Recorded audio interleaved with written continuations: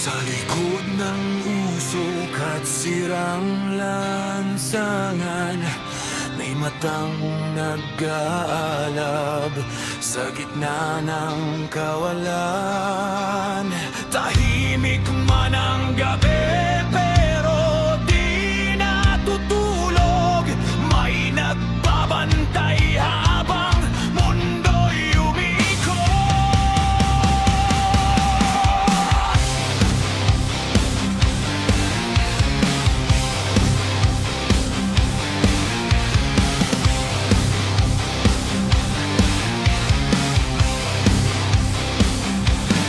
Sa eskinitang malamig, takot ang paligid. Mga sigaw ng kahapon hanggang ngayon naririnig. Mga batang umiiyak, walang tampuhan. Mga api sa mundo, walang kakapitan. Pero sa dilim, may apoy na sumisiklab.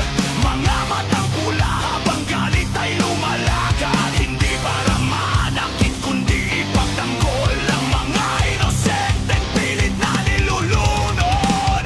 Kapag ang gabi tuluyang bumagsak at hustisiya'y tila naging wasak, may aninong di kayang pigilan. Mata niyang apoy ang sasandigan. Mga matang nagliliyap sa dilim, laging gising kahit tahimik ang hangin. Pantay ng inosente, mga ape sa mundong puro galit at bigate. Sa bawat anino may galit na sigaw. Hindi ururong, hindi matitinag. Kapag kasamaan ay muling lalapit, may matang apoy na muling sasapit.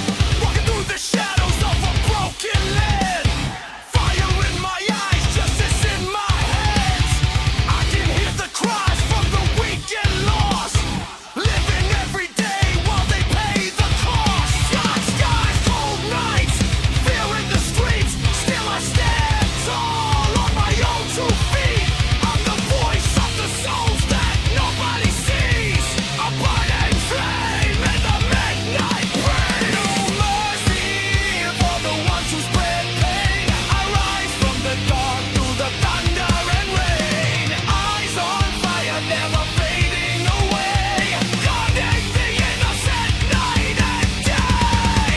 Kapag wala nang natitirang pag-asa at ang liwanag ay tuluyang nawala, may apoy pa rin muli